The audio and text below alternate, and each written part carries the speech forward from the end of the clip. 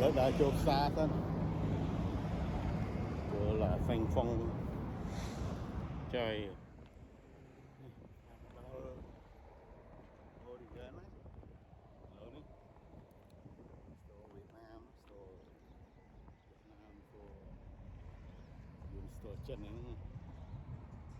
Đấy. Rô bên cái gì chưa canh đòn anh ấy. Đấy. Giờ chân tới canh là đầy rất là nè. Canh đầy vào tàu nâng chẳng á.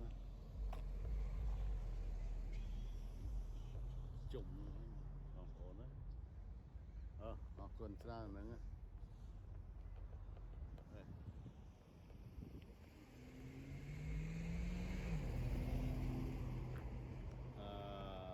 Ấy phòng này